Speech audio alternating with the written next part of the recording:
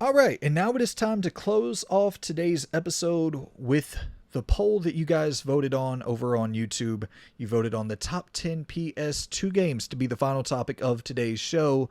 And yeah, man, let's go ahead and kick this thing off. This list is, I'll go ahead and admit it, it is a very nostalgic list and void of all objectivity. This is straight up a list that my damn 12-year-old brain would have put together. It's all fucking nostalgia here. And I tried to weigh replayability pretty heavily with this list as well, like games I actually do go back to, because I feel like that's pretty important with generations that are this old. It's like, what do you still go back to and play? Not just your favorites for the time, but what do you still go back to and play? I think that holds some weight here. So top 10 PS2 games. Let's kick it off with number 10, NBA Street Volume 1. I just really loved the setup for Street Volume 1. It was less over the top and just chaotic than something like NBA Jam, but less simulation oriented than something like NBA Live or 2K at the time. And I like the simplicity of you go in, you beat the teams, you take their players and the little story mode, circuit mode thing, having Michael Jordan on your team from the jump, the fucking chaos of the nonstop alley-oop fest in this game, just in the gameplay. It felt like the AI was so hyper tuned to always fucking take those cuts to the hoop, jump up ready for the goddamn alley-oops. And but it also felt like you could set up a little bit of a half-court offense from time to time, juke your defender a little bit, go in for a finger roll. So it felt like it did have core basketball essence there, as well as the chaos and the fucking frantic nature of something like an NBA Jam. It was so pick up and friendly to play with a friend, so easy to get into, and swapping the controller back and forth in the circuit modes. And it was just the one that, for me, like, I loved Street Volume 2, but Street Volume 2 was very intricate with a lot of fucking mechanics, new mechanics introduced there. And I just loved the simplicity of NBA Street Volume 1. Really, really loved it. So going Street Volume 1 for number 10. I would like to go back and do like a full replay of that series. Play Volume 1, play 2, play 3, play fucking Home Court, I believe was the final one, just to see how they hold up in retrospect. I think actually Home Court on the PS3 was, even though it dropped off a cliff, I think it actually reviewed really well. So, because I remember not being interested in that one at all. So I think that's the one I'm most curious to go back to. Might try to, if there's a slow time in the year, might try to go back to NBA Street Home Court to see if that holds up well at all. Number 9. Going with Midnight Club Dub Edition. Midnight Club 3. Fucking, probably my favorite racing game of all time. The soundtrack in Midnight Club 3 was so goddamn sick. You had 50 Cent in there. You had Lil Wayne in there. You had Queens of the Stone Age, Marilyn Manson. You had fucking Twista. You had T.I. Like, it was just stacked. That soundtrack was absolutely fucking loaded. And the actual racing was just incredibly addictive. You know, you're bobbing and weaving, avoiding traffic with just such solid driving mechanics. This fully open world arcadey racer. You got like motorcycles thrown into the mix there that you can drive. All these different types of races and events that you can go and just drive up to and attend. And I don't know, man. This game was humongous. Easily, you're looking at 20, 30 hours of gameplay if you try to go in and complete it. And this was a specific time and place thing when you're thinking of going in and tricking out your cars, and I believe you started off with a Mitsubishi, if I'm not mistaken, and going in and trying to put that motherfucker on 26-inch rims. And it was just the bling era, man. I loved the fucking bling era of hip hop, and this was very much embodying that. And Yeah, from the soundtrack to the different ways you can trick out your car, and then you're going on these races and doing the fucking, you're hitting the NOS button right at the perfect time when you're going up for a jump, and you're just gliding through the fucking air. So cool, man. I loved some goddamn Midnight Club 3, and I went back and replayed this last year, and it's still so fun. I was like, yeah, I'll play it for a couple hours. Ended up playing it for like a fucking week. Just so fun, incredibly addictive. Number 8, Def Jam Fight for New York. Speaking of games I replayed last year, I don't know if it was last year, but definitely within the last 2 years, went through and played in its entirety Def Jam Fight for New York. I picked it up. I actually picked it up for fairly cheap at a local place for the original Xbox. I was like, I haven't played this in a while. Went through, played it. So goddamn good. You have the different, you creating your character off the jump. You going into the different clothing shops, the jewelry shops, the tattoo shops, going and training with Henry Rollins, getting your different moves built up for you. And the actual gameplay for Fight for New York was just so fun. All the environmental takedowns and the environmental, hazards that were on offer, shit you could throw your opponents into, and just the pure destruction and chaos that was on offer with Def Jam Fight for New York. The roster improvements, having like a legitimate story mode in this game with solid cutscenes and shit. And yeah, man, that was a really impressive game at the time, and I still think it holds up very well to this day. Much more mechanically complex than you would think. And really solid roster. I remember it being much more packed than the first game, but unfortunately not having DMX on the roster. RIP fucking DMX. But yeah, regardless, Def Jam Fight for New York, I would say is definitely my favorite of the 3. Icon for sure being last, but Vendetta and Fight for New York were both really solid. And but yeah, Fight for New York, that's the GOAT of the trilogy, no doubt. Number 7. The trend here continues for games I replayed recently. This is Bully. I replayed this in its entirety this year, and I fucking loved going back to old Bullworth with fucking Hopkins, and going through and playing some goddamn dodgeball, and taking your bike around the town and going to the carnival, and grabbing some fucking eggs and egging people, and got your slingshot, you're shooting at the jocks up in the tree with your slingshot. Just so silly, so fun. The writing was so humorous. It was prime Rockstar writing. Just that 2000s era of humor, mildly offensive, but just the actual setup of Bully, of going to class and you have this real schedule that you're trying to operate around. You got to go to class, make sure you're there, make sure you're in attendance, getting your credits there for class, and then going off and completing the main missions as well. And the classes are actually really an underrated aspect of Bully in terms of how it provides so much diversity of gameplay, because each class is a totally different system and setup for how you finish the class. Like photography, you're going around taking photos. For the chemistry class, you're doing like these timed button presses. For the what is it, the art class, you got like a little Pac-Man-esque game. For the bike class, you're operating your bike. And for the gym class, you have like wrestling and dodgeball. There's just so much going on with that. And then you combine that into the mix too of the actual story missions. And then, of course, the little character quests where little characters will come up to you and be like, hey, walk me to the library. I'm getting beat up by the damn jocks. So you go and walk the I forget the fucking dude's name, the kind of, nerdier looking dude. You go and walk him to the library and beat up the people who are trying to beat him up. Just such a fun fucking loop for Bully. Really loved it. I hope we get a remake or even a part 2. I'd actually be down just for a part 2 more than anything. Seeing a college version of Bully. I think that'd be sick. Number 6, Spider-Man 2. I will admit here, for replayability, in terms of replayability, if that's, factoring that into the equation heavily, it is the one on this list that I probably replay the least, especially after Insomniac Spider-Man came out and kind of took the formula that was laid there with the Activision, the movie tie-in title from Spider-Man 2 in '04.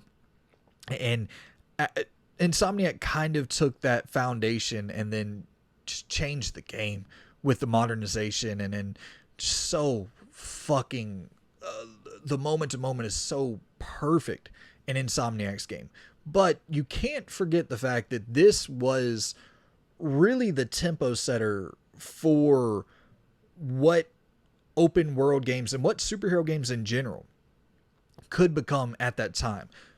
You know, like, movie tie-in games had such a bad rap in this era, and Spider-Man 2 is one that, like, took what was great about the movie and just expanded the shit out of it, giving you a fully playable open world that, once again, without this game, you probably don't see the influx of Ultimate Spider-Man and Web of Shadows and Insomniac Spider-Man and the Amazing Spider-Man games. Like, this was an absolute tempo setter, a very, very important superhero title, and was proof that these tie-in games could be much more than just reliving the moments from the movie. And I just replayed the shit out of this as a kid, played it over and over and over as a kid. Do I replay it a ton today? I can't say that I do, but I fucking loved it as a kid. And that has to hold weight, because in terms of hours put into a game, this is probably top 3 on this list for me. So a ton of nostalgia there, and yeah, it was a very important game. Number 5, Resident Evil 4, the OG from, well, I guess this is kind of the situation where, what was it, Shinji Mikami said that if Resident Evil 4 ever left the GameCube, that he would cut his head off with a chainsaw. You could cut his head off with a whatever that fucking crazy ass quote was. And then a year later, you see RE4 leaving the GameCube and coming to the PS2. It's like, okay, but you can't avoid the 100+ million player base that the PS2 had, and then allowing them to get their hands on the most, at the time, revolutionary, important third-person shooter that had been created to that point. You know, you're talking about a game that totally reinvented the way that developers made third-person shooters from that point on, with the over-the-shoulder mechanics and the lining up the sights with the red dot with Leon, and that game was so goddamn fun. And you're looking at RE1 to 3 and the tank-based controls, and the obviously I loved that format. Resident Evil 2 from '98 is my all-time favorite game ever, but in terms of making a more modern, accessible, approachable style of survival horror, you couldn't really ask for anything better than Resident Evil 4. At the time, it was just so innovative, so fresh, you know, pulling off the damn roundhouse kicks with Leon, going up and suplexing the enemies, and it was just a really fun game to play. And it's one that I played through it on the PS2, played through it multiple times with the remastered version. It's very much still a game that can be played today and holds up decently well. But once again, if I'm being honest, the same way that Insomniac Spider-Man kind of made it hard to go back to Spider-Man 2 for me, the remake of Resident Evil 4 from this year probably will prevent me from going back to the original often at all. But looking at it for its time, it was a absolute revolution that Gears of War and Dead Space and all these other titles took and ran with the mechanics that were created in 2005 with Resident Evil 4. So very important game, and one that I've played a fucking ton of and absolutely love. Number 4, Metal Gear Solid 2. In terms of storytelling, in this generation, I don't think anything eclipses MGS2. If I had to put together a list of my top 10 favorite stories in the history of video games, MGS2 is definitively on that list, somewhere probably in the top 5. I love this story so much. It is prophetic and wildly unorthodox in how it's told, but goddamn, man, the way that Kojima laid this shit out, talking about essentially social media in 2001, which the story was probably wrote in 99, 2000, like before you could really see the emergence of social media taking place. Kojima's going in there and crafting a whole narrative that is essentially really the crux of it is about government tyranny and controlling the freedom of speech through these different social media platforms and shit like that. So it's like very, very prevalent to this day. And for this to be a story from 2001, going back to it today, it's even more kind of eerie and uncomfortable seeing that told. But not to mention you're talking about the improvements mechanically and visually, where you had the first person shooter mode that you could lock into with MGS2, the tanker setting, and just the visual overhaul from MGS1 in 98 on the PS1 to Metal Gear Solid 2 on the PS2. It's like night and day visually, and some fucking great boss battles with Vamp and the rollerblade dude, and just such a fun game. Also with a gripping, unbelievable narrative from front to back. Number 3, NFL 2K5. And the next couple on this list are very, very nostalgic and just very much me picks, very subjective me picks. But honestly, I really don't know if I would even say that about NFL 2K5. I think it's the best sports game ever made, and I think sports games are really important to this industry, regardless if most people agree with that or not. NFL 2K5, man, I still think to this day, you can put Madden 2023 on one TV, put NFL 2K5 on the other TV, and then, just pass the controller back and forth to people. I really do think it still plays better than all the modern football games. Of course, you're going to have to get over the fucking graphical difference there, but in terms of the actual gameplay, NFL 2K5 feels so good to play. The dropping back as the quarterback, how lifelike that feels. Handing the ball off the damn truck stick, which was so overpowered if you were using like a Jamal Lewis or Jerome Bettis, or I remember there was one other dude that I used the shit out of with the truck stick. It was just so overpowered. It might have been Fred Taylor for the Jaguars, if I'm not. You had Mike Allstott on the Bucks, just super OP with that goddamn truck stick. And you had the innovative new modes, the first person mode where you're playing through the helmet, through the perspective of the helmet, and which it didn't really take off in any way, but it was just such an interesting game mode. And then having your crib that you could go in and customize, and these different matchups that would pop up, and having the season mode with the fantasy drafts. There was just so much on offer, so much in terms of game modes, and just the sports center with Chris Berman. At the time, the presentation level of NFL 2K5 was just on a different level, man. That sports center of actually being able to see what you did in last week's game, like legitimately, if you took Mike Vick for a 93-yard touchdown off a QB sneak, that could likely pop up on that week's sports center. The literal moves that you made in game would pop up on that week's sports center. It was just so ahead of its time, and I think truly the best sports game ever made, still to this day. Number 2, once again, this is absolute nostalgia talking here, but if we're talking about games I go back to and replay, SVR 06, I guess I just spoiled that there, but number 2, going with Smackdown versus Raw 2006. That and NFL 2K5 are number 1 and 2 on this list in terms of games I replay the most still to this day. Absolutely, number 1 and 2. But number 2 on my top 10 PS2 games of all time, I got to go Smackdown vs. Raw 2006. For one, just that GM mode is my favorite game mode ever in the history of video games. SVR 07, for sure, definitely, you can throw that into the conversation as well. But to me personally, I think that the 06 mode is just so much, it's simpler, but it's just so much better in my opinion. And the roster is stacked. It's incredible. The gameplay, it's right before it kind of goes over the edge into the slightly more simulation, stamina focus to the wrestlers and shit like that. It's still very arcadey, kind of off the back of Here Comes the Pain, which absolutely could be on this list as well. If I was just trying to do like one WWE game, one, sports game, or one NFL game, one NBA, you get what I'm saying. I'm trying to keep it that way. There's some good diversity here on this list, but it's coming off the back of Here Comes the Pain and that style of gameplay, combining that with an awesome fucking season mode, combining that with an awesome GM mode, and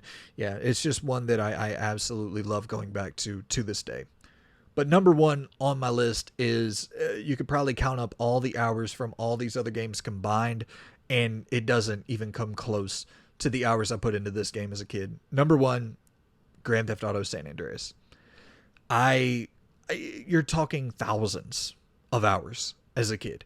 I would literally play this for 10, 12 hours a day at times. I loved Grand Theft Auto San Andreas so much as a kid, and I still, I go back to it from time to time, just go around. Like, I could literally draw you that fucking map. Draw you the map of Los Santos and Grove Street, and fucking going to the gym, and then heading across the street to Cluckenbill, and going to get your hair cut right across the street, going to grab some clothing, and the seeing Las Vegas for the first time in that game, the revelation there, the Samuel L. Jackson, the villain arc there, Big Smoke's character arc throughout the game. Like, it was, in my opinion, the first time Grand Theft Auto had a legitimately great story. And then from that point on, obviously, with GTA 4, immaculate story, GTA 5, really good story. But San Andreas, it just combined everything. The lowrider missions, the train missions. It was just iconic as all hell. And getting the wanted levels all the way up, putting in the R1, R2, L1, R2, left down, right up, left down, right, doing that shit nonstop, and passing the controller around with some buddies. Like, just nostalgia 101 to me.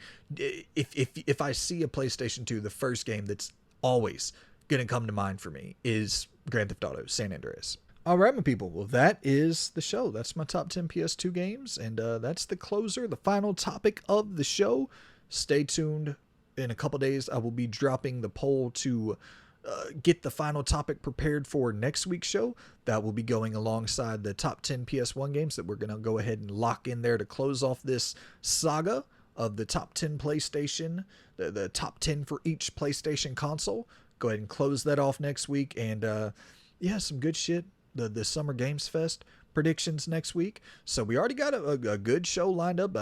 Zelda, more thoughts on Tears of the Kingdom. So already prepping for episode 11 in the behind the scenes there. So yeah, man, hit me on the you're watching on YouTube, like, subscribe, bell icon, post notifications. If you're listening on the different podcast services, rate, review, subscribe, all that good shit.